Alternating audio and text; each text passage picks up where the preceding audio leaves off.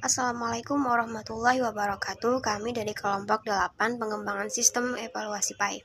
Saya Fitriya Hasuna sebagai pemateri pertama. Di sini kami akan menjelaskan mengenai pengembangan teknik evaluasi dan penilaian kelas PAI.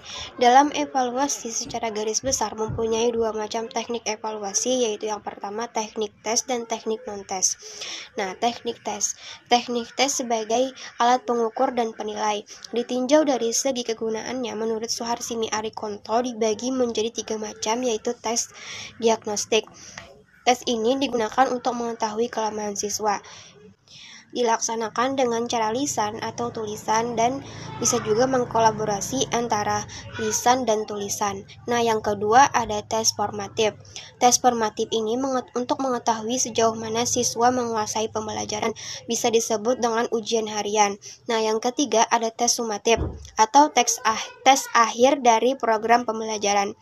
Nah, di samping itu terdapat dua jenis tes, yaitu tes uraian atau tes subjektif dan tes objektif. Nah, kemudian teknik non-tes. Teknik non-tes adalah alat mengevaluasi yang digunakan untuk menilai aspek tingkah laku. Bisa dengan cara wawancara, bisa disebut dengan interview, kuesioner, atau bisa disebut dengan angket. Nama Ulun Alwiyosa Rasana, nomor absen 08 sebagai pemateri kedua, yaitu pengertian penilaian kelas PAI. Sebelumnya, pengertian penilaian itu sendiri merupakan proses pengumpulan, pelaporan, dan penggunaan informasi tentang hasil belajar siswa. Maka, pengertian penilaian kelas PAI ialah proses pengumpulan, pelaporan, dan penggunaan informasi tentang hasil belajar siswa dengan menerapkan prinsip-prinsip penilaian secara terpadu dengan kegiatan belajar mengajar melalui bimbingan jasmani rohani berdasarkan hukum-hukum agama Islam.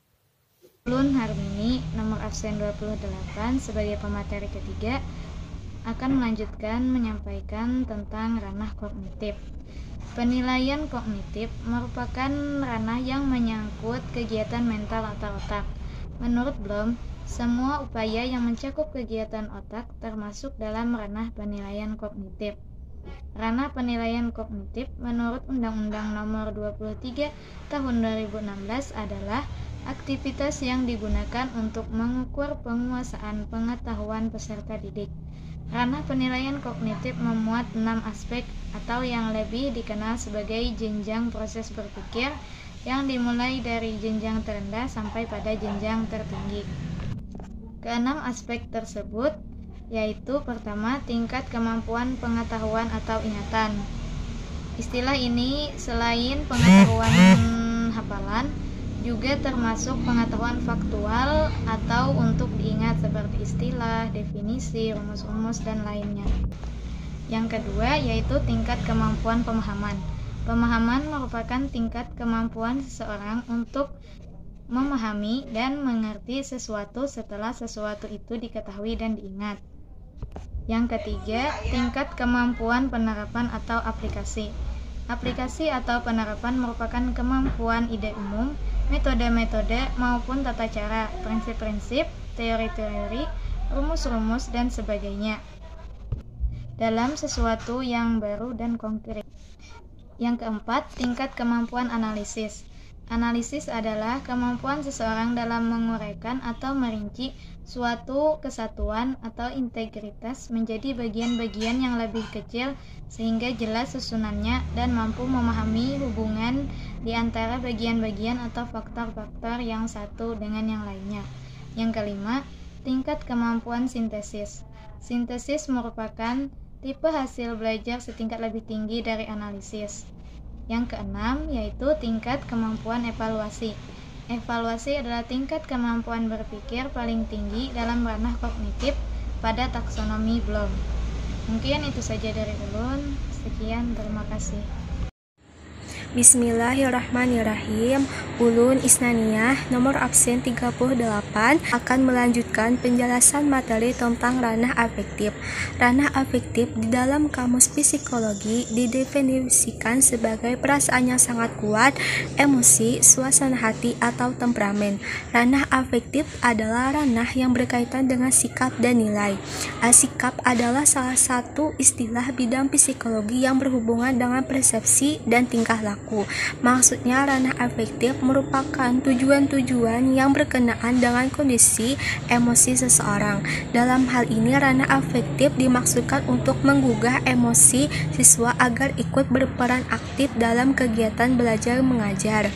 Ada beberapa jenis kategori ranah afektif sebagai hasil belajar. Kategorinya dimulai dari tingkat yang dasar atau sederhana sampai ke tingkat yang kompleks. Yang pertama, receiving atau attending, yakni semacam kepekaan dalam menerima rangsangan atau stimulus dari luar yang datang kepada siswa dalam bentuk masalah, situasi, gejala, dan lain-lain. Yang kedua, responding atau jawaban, yakni reaksi yang diberikan oleh seseorang terhadap stimulusi yang datang dari luar. Hal ini mencakup ketepatan reaksi, perasaan, kepuasan dalam menjawab stimulus dari luar yang datang kepada dirinya. Yang ketiga, valuing atau penilaian yang berkenaan dengan nilai dan kepercayaan gejala atau stimulus tadi. Dalam evaluasi ini termasuk di dalamnya kesediaan menerima nilai. 4. Organisasi, yakni pengembangan dari nilai ke dalam satu sistem organisasi, termasuk hubungan satu nilai dengan nilai lain, pemantapan dan prioritas nilai yang telah dimilikinya. Yang kelima, karakteristik atau internalisasi nilai, yakni keterpaduan semua sistem nilai yang telah dimiliki seseorang yang mempengaruhi pola, kepribadian, dan tingkah lakunya. Mungkin itu saja yang dapat ulun jelaskan. Terima kasih. Saya Lina Safitri, saya sebagai pemateri terakhir. Di sini saya akan menjelaskan materi tentang ranah psikomotorik. Nah, ranah ini merupakan ranah yang berkaitan dengan keterampilan atau skill ataupun kemampuan bertindak setelah seseorang menerima pengalaman belajar tertentu. Nah, ranah ini adalah ranah yang berhubungan dengan aktivitas fisik, misalnya lari, melompat, melukis, menari, memukul, dan sebagainya. Mungkin itu saja yang dapat saya sampaikan. Wassalamualaikum warahmatullahi wabarakatuh.